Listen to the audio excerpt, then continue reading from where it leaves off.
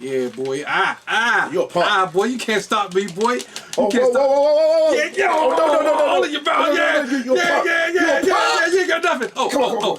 Hey. Yo, what's up, everybody? What's up? It's your boy Blitz. And I'm your boy Bliggity, beating his butt in the game, Blur.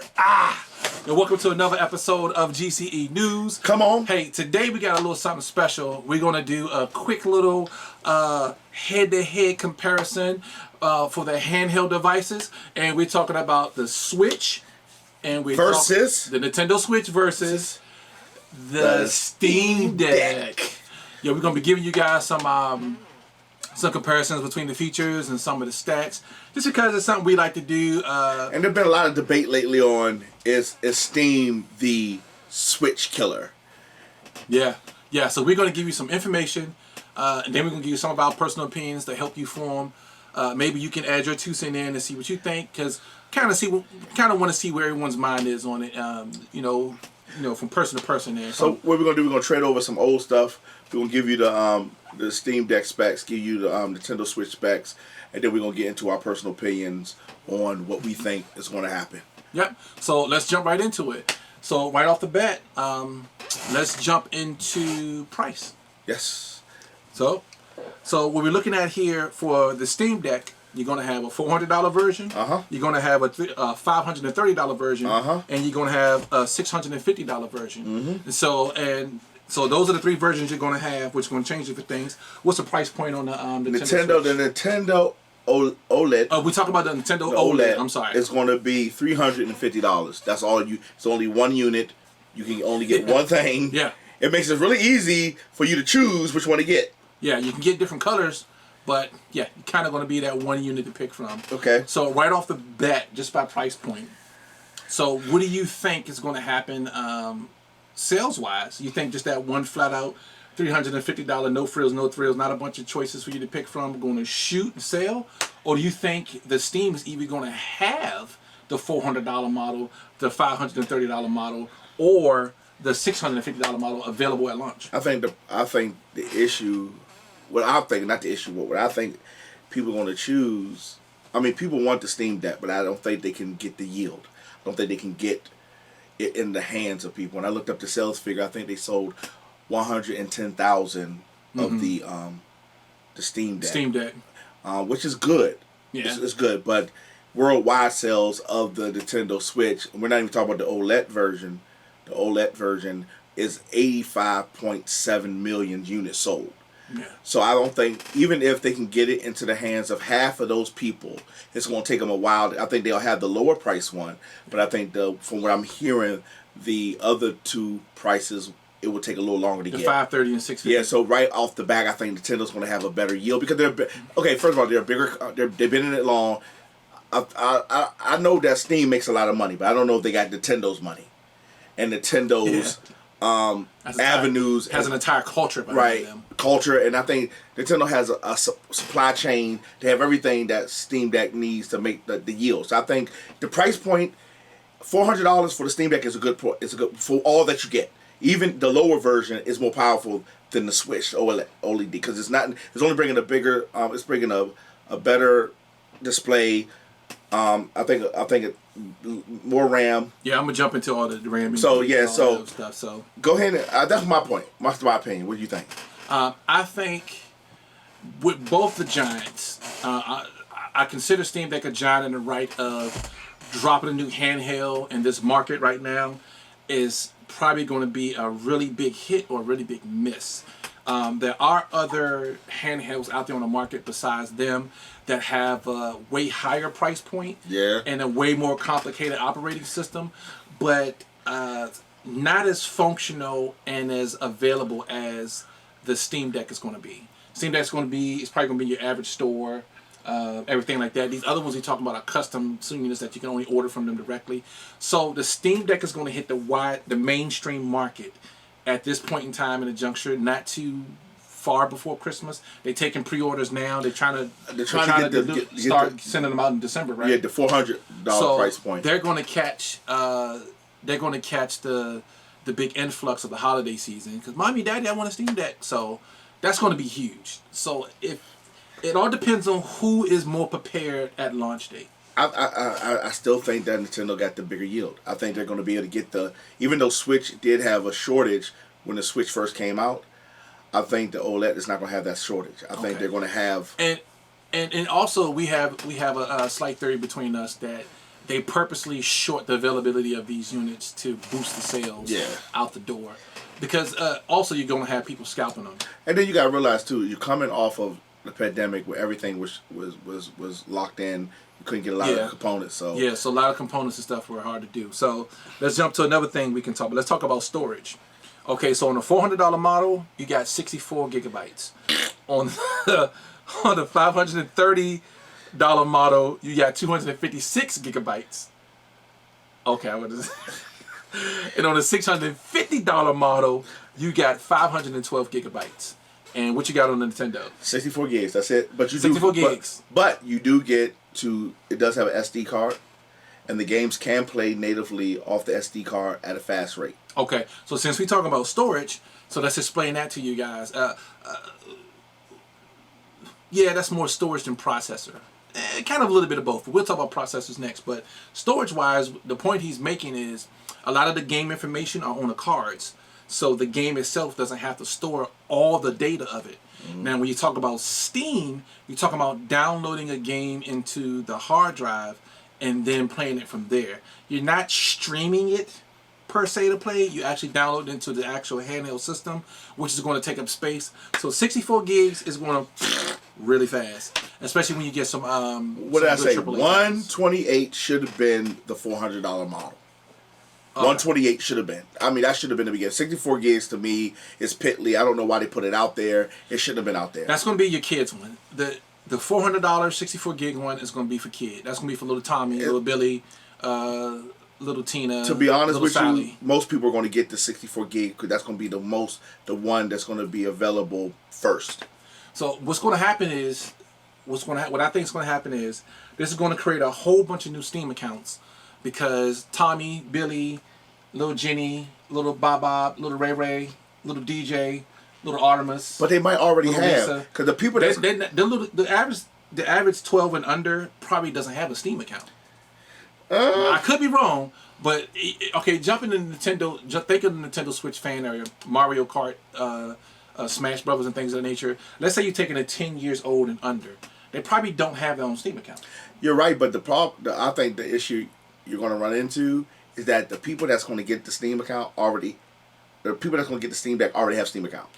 Yeah, but... And I think they're going to eat up majority of the units. But the people getting the $400 model are going to be mostly towards casual gamers or kids, I think. I don't think so. And then all those casual gamers and kids are going to open new Steam accounts, which is going to open up the Steam, which is going to...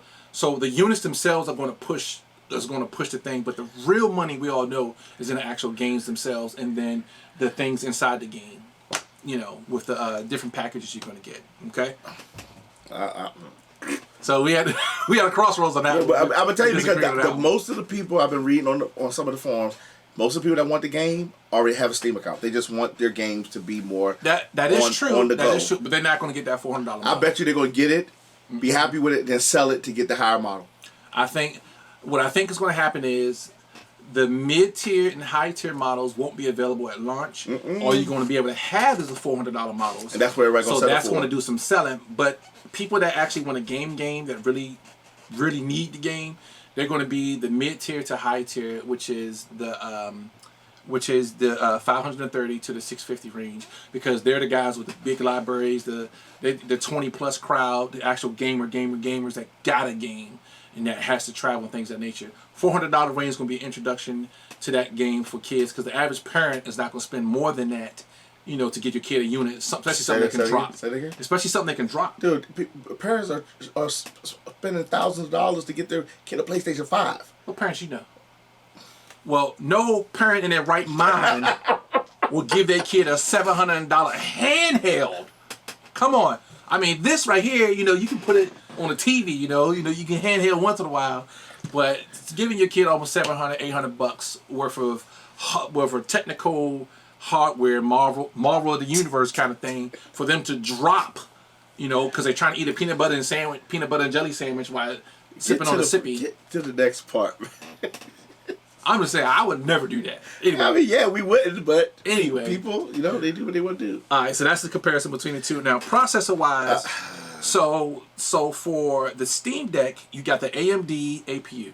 Okay, now the different price points have slightly different processors. Is that correct? No, not the processor. It has different RAM. Different RAMs, and the way the RAM functions controls the speed. Like, even though you have the size, but the speed variation. Yeah. Is there. So for the Steam Deck, you're looking at an AMD APU, and a bunch of other technical numbers and technical jargon. You have the that's probably not going to make any sense. You have CPU Zen, is 4.4 to 3.5 gigahertz up to 448 gigaflops. FP32. The GPU is the CPU was the Zen. The GPU is 8 RDNA 2 1.0 to 1.6 gigahertz up to 1.6 teraflops of APU power, with draw is between 4 to 15 watts. Right there, and the switch is going to be NVIDIA custom Tegra processor. Yeah. Okay, we're not going to even go there because the Steam Deck crushes. Nerd. It crushes the power of the Switch. But the thing is, the games for the Switch. This is the They look very good. Yeah. So to note to what he's saying, the Switch has the cards, which holds a lot of data on it, which helps the unit from doing as much processing as it has to do. But everything on that card and the data wise has been specifically created to look its best on that Switch. Yes. So even though the the APU, the Zen, and the GPU, it's a crusher. I can't, Switch is not going to be able to. You're going to find those processors in a decent laptops. Maybe a 2-year-old, maybe 3-year-old laptop. Yeah, which is fairly decent. So. Okay. Right. The RAM is going to be 16 gigabytes of LL. No, I'm reading Steam Deck. You read the Switch. Okay, I'm sorry. Go ahead. Come on, man. Stop switching up the Switch. For you get me all Steam and I have to deck you. Can you hurry up, please? All right, I'm sorry. Thank you. All right, so Steam Deck, we're talking 16 gigabytes of LPDDR5 RAM, and that is going to be 5,500 MTs. Okay, and so what you rocking? I'm only rocking 8 gig. I'm not what you rocking, but what is the Switch? 8 gigs of RAM. 8 gigabits. So basically, RAM is like RAM is like air for your computer, and put it in a layman's terms. So the Switch has double the air than the no, not Switch. Steam. The Steam Deck has double the air. So I mean, the processing, they can get more. It can do more things simultaneously. Yeah, the processor can rock a lot smoother. Now, it has to have that at least because remember, you're downloading everything onto the hard drive. So in the newer games, at least you have to have 16 gigs. And your what's the name? Another factor to that is you can play why am I pointing over there? You can play the Nintendo Switch on your regular Wi-Fi units and be just fine. But the type of games that's going to be on the Steam Deck is going to have some really complicated stuff that you're going to have some good Wi-Fi to really take advantage of all the RAMs and processing that the game is going to have. All right, go ahead. All right, moving on to the next thing. So, this one is very interesting. This one is a game changer, pun intended, for either one. Let's get into the game library. So for the Steam Deck, you have the entire Steam catalog. Everything is at your disposal, provided you have space to download it on the Steam Deck in the first place. And you're going to have to change. Hold on, to be honest. No. You're going to have to change and tweak the settings to get it to run at a reasonable frame rate. Okay, now that also has a lot to do with the game itself, and then also it has a lot to do with how many gigabytes, what version gigabytes you get. So what about the Nintendo Switch? It has the Nintendo Switch games, which you got Mario Kart. It has a lot of legacy. I mean, not legacy, but it has a lot of franchise things like Zelda, Link, you have Mario Kart, Mario Golf. You have all of their first party games that people love.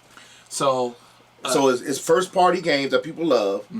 To the whole, I mean, the Steam got the whole. I mean, it's got yeah, you can look at over 400 or 500 games. But look, Nintendo has an exclusivity that they're going to have games that you can't get on Steam or anywhere else. So if that you love Mario, they already are well established in a fan base. You love Metroids. Where I'm telling everybody that has a Switch right now, whether it's working or not, or whether they play it all the time or not, are going to be tempted to get that OLED because it's only $350, which is $50 more than the original Switch. Right. So, and then if you're already in love with Nintendo and a fan of the Nintendo, and you get slightly better graphics and things of that nature, then most likely you're going to jump right over it automatically without. It's like seeing Friday the 13th. You've seen part 1, you've seen part 2, they're all the same. But a new one come out, you're like, I know it's going to be sucky, but I've seen all the other ones, so I got to get it. Kind of thing, you know. So, but the Steam Deck space is going to play a factor in how much stuff you actually put on there. You're going to find yourself taking games on and taking games on and off all the time, depending on which one you get. As a matter of fact, I don't think it matters which one you get. All right, so the controller's not really that important. So let's talk about the display size is going to be the same, 7 inches, 7.5 inches, give or tweak a couple centimeters, not that important. So let's talk resolution because there's a difference in resolution. So resolution-wise, looking at 1080 by 800 pixels, which is the 16:10 aspect ratio for the Steam Deck. And for the Switch, it's up to 7P in handheld mode and up to 1080p dock. Now, the thing is, with the Steam Deck, if you dock it, it can push out 4K. But the dock comes separately, whereas the Switch, the dock comes with the Switch. So if you get the dock and you have a 4K screen, you'll be able to pump out 4K games. That is that. So, but the reason why I think both of them, and I'm not, in handheld mode, 720p is not bad because it saves on batteries. You don't have to push a lot of stuff. So I think both of them are, to me, is okay. Okay. I think there's really no. I mean, OLED is going to be a little bit richer. It's going to be a little bit more deeper blacks. It's going to be a little bit. I think it's going to be a better looking screen than what the Steam Deck is offering. But to me, when you have two games sitting up here like this, and both of y'all are looking at it, really, you're not going to really, Yeah. And like I said, for the Steam Deck, because you're downloading everything on there, and it's going to be a big deal. You're going to find yourself dumbing down those resolution settings to get a smoother gameplay. Yeah. Most likely. Probably. Another thing is covering as Bluetooth. Bluetooth's not a big deal for most people, but this one is taking a Bluetooth 5th generation, so which means you can have a Bluetooth earpiece and a Bluetooth controller. So the Steam Deck can take multiple Bluetooth units. Now, the Switch does not, but there is an adapter. Yeah, but you can't get an adapter that you plug into the bottom to give you Bluetooth. But the problem is, you don't want a dongle. You don't want adapters. You want it to be straight up in the machine. It is, and it does. It's going to be on the bottom, I believe, and it does stick out a little bit.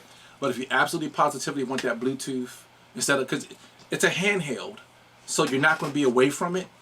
So you're going to a wired headset is to be just fine. Now, one thing I do want to say this is that with the Steam.